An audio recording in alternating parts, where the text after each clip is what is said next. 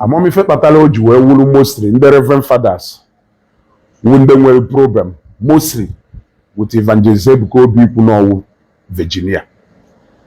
I repeat, among ife o ji wee wu mostly ndị Reverend Father wụ ha nwekarịcha problem with Evangelist Ebuka Obi ikwu no Virginia ka ọwụ. That reminds me, a Reverend Father called me yesterday. Respect to the Reverend Father that called me. And I want to make it clear that each time we make a video, make a reference to Reverend Fathers or Catholics. I want the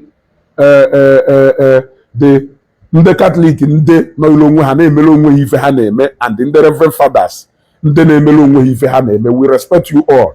I want you people to know that in all honesty, Namada refer to you people, but rather Anama I refer to those ones who make ilonwe an instrument being used by the devil. Because even among the 12 disciples of Jesus Christ, and with Judas among them. Igbo Igbo, Bunda Manjamoni, Bomonons and more, sorry, Maneke Matinono.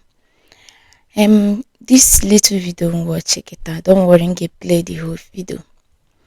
Bobasalo, Evangelist Ebuka Obi, and this shown away within the Reverend Fathers. Most especially online. Once the Hanukwa gave Gobi like this, some of them, not all anyway. I want Takashwa. I don't know why. I've never seen a pastor but like this take a war against Ebuka Obi very serious, like every day back to back, Because our Reverend Fathers, we can do better. We can do better. Stop all this dragging and focus on the main mission. Focus on the main thing and leave Ebuka Obi alone. At the end of the day, let it be between him and God. Let it be between. By now, no Ebuka Obi abugo fake. By now, trust Nigerians. Akane choftagu. Obozi ye kabia haedwa. Akane choftagu. Like so. Millions of naira millions of people nabian and Kobe. Millions of people nabian and Ebuka Obi. One of them would have come out by now singing a kwe. But none. Akwa with proof just na this country I know any little thing can make somebody like this or patabia expose everything in your. I'm telling you the truth. Just to bring you down. So can you put in all this dragging and let that young man be? He's helping a lot of open or war mono we media today. He gave need John a melon the mad. Will you do it? Of course no. Ufuchuku kai nefe no. One God kai nefe. So can I help all these things? At the end of the day, I must say nepuyalo oyenka, monepuyalo oyenka. So because nepuyalo oyenka wagawa hellfire. No. Alhaji Ufa Alhaji Kayencha Wefi na chill. At the end of the day, je making your account. I'm malun kai jesu noli na kai nezuru noli. Kwanon kolam non. In this video, abun neche video. Neche fkuneku comment, share, subscribe or on notification. Respect to that Reverend Father come. I had an honest discussion with him and I explained my position with him. And don't understand it. Now I'm down to even neku. Why would you wolo the Reverend Father mostly? No problem when Evangelist Ebuka Obi said that he's a Virginia. Is it that not the impossible? I am asking. Is it that not the impossible for somebody to be a Virginia at this time? Because you people of all on the mad when they suppose no many of you, as many as ono know her when so yogo. I don't try as much as possible can now avoid you for the use of such words in English. You want to go? As many as you people ndene so yogo because no name fe ono one melo ono. Or supposedly anything to you people now because if I wife ono melo ono. If I won no grow you poor, you gotta go mad no way Virginia and I'm not impossible. Not impossible. Can you although impossible, I not impossible. When I know the impossible. Go the no cook if I an impossible mission and task. but unu na-ekip so easy ịghọtara na unu just to take a decision ahụ na-alụ anụ ahụ n'ụka kedu ife unu eji adụ worried and bothered.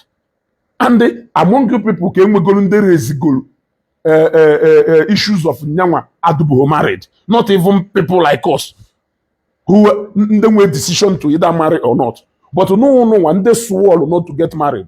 Why o ji wee wụrụ among you people ka a na-enwe ndị na-question that decision of him to still remain single now pending mgbe ọ ya afụ nwaanyị ya nụ? Why o ji wee wụrụ? Are you people telling us that a man must get married to a woman in this, that somebody cannot take a decision to say, okay, I don't want to get married yet, or I don't want to get married? But that is exactly, or that was exactly the oath that you people took, not to get married, and the oath of celibacy. So I don't understand. The criticism on a way in that area is coming from a strange places. That place is unusual. It is not supposed to be coming from that, because that is the position unu maintain ugolu. Kelu ka onye decide na ọ chọghị ịnụ nwaanyị ya eji ajụ another man, why are you not married at the age of 50? Kelu ka onye take the oath of celibacy that he can never nya anụ ahụ ya ife ọ na-eri ya eji criticize another person na onye ahụ kwuru na ọ na-emekwa the same thing ị na-eme. John onwu na ajụjụ onye ka m ji wee mee video trigger that Reverend Father iji wee kpọm when I made the video ebe nna ha reply Father Ugwu wee na-agwa esi na ọ wụrụ na unu nwee problem with Evangelist Ebuka Obi anụbụghị nwaanyị. What it means is that na father ona na-erezi that concern when nwaanyị nwee nwa somewhere. That is what it is. Then na nke ọwụ na question Evangelist Ebuka Obi na nwepọdụ possible na ọwụ a Virginia or no na nke ahụ na-esi bongi oge ọwụla nke ahụ na-esi bongi nke ahụ mana ebelieve go n'ọdụ highly impossible nwoke ikwu na ọ ya esi bongi. Therefore na ebe ọ na-esi bongi na Evangelist Ebuka Obi na-esi bongi, because ọwụ na ịma na ọdụ possible na ngụ nwe esebụghị bongi since iji wee chi fada. Why you eji a question na another man cannot do exactly what you are doing? Ịghọtago ka ọ maka na ụfọdụ n'ime unu na-efilu na ife unu garu through the seminary almost 10 to 11 years that a man take a decision by himself. It is a decision. Choices. You want to go? Choices. It is your own decision to be an ordained Reverend Father. It is his own decision, not your history father. But he still want to serve God in his own capacity as a brother, no go to brother or as a lay brother. If you lay brother, a Reverend Father, a Anglican priest, a bishop, a evangelist, all those things will not even matter. Catholic, Anglican, Methodist, Orthodox, it cannot matter anywhere. According to so why are we allowing rules set by man? Hinder relationship with God. That is one thing I don't understand. So my most concern is that criticism is coming from an unusual place. It's more like onyohi, they criticize onyohi. Onye na-atụ ụga, they criticize onye na-atụ ụga. Akwe, they criticize akwa ibe. That is what it means. Because now, if you na-eme ka ọ na-eme, so okay, on what ground is it? Ịmara na nke ahụ ị na-agba anya je eme na ọ maka jekwa mee ihe because go na end from the same position. You know what I go? So I explained to the Reverend Father Oborum, and he understood me. He also started pleading for peace. Mana, how can you give peace to people who don't want peace? Evangelist Ebuka Obi may not have all the time to respond to them because now okay to face with so many things. But people like us, they are always to respond.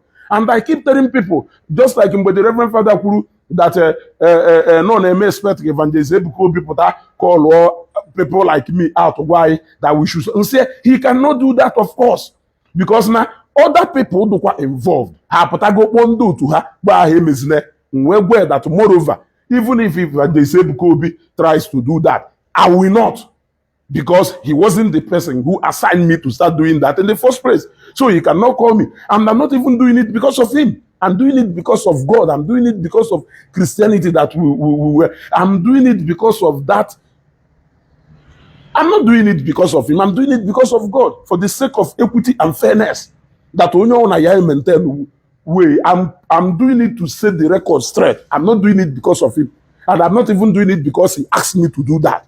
So why will he just come out and say I should stop doing that? Even if it is another person in that particular picture, I will still do the same thing. He's not a most lawyer with Evangelist Ebuka Obi. when we start engaging Matthias and Ndotu, we are not engaging him because of any pastor or any priest he's calling out specifically. We are engaging him because of constant criticism and attack on our launch towards the men of God in quote, not Ebuka Obi or any man of God in particular. You got to go.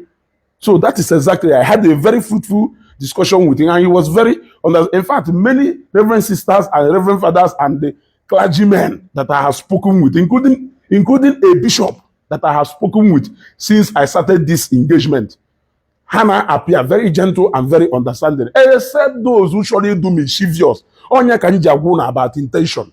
Before I come after somebody on this Facebook, I must have examined your intention. For no clear. Odo clear, your intention do good and clear. We can only start. It will even be easier for us to make you to change strategy. What I go? So that we can all get to the same destination. Because your intention do pure. But intention not pure. It is more like you cannot wake him up because you wake him up because on at the state of unconscious state, ignorant state, a vulnerable state. Because when the vulnerable, anything can happen. But when you wake him up, he will wake up. But when you pretending on Allah, just like most of these priests and brothers in the Nalonshi, Evangelist Ebuka Obi, they are awake but pretending to be sleeping. So how can you wake them up? It's a question. So share this video. You rather go? Share this video. Let's go.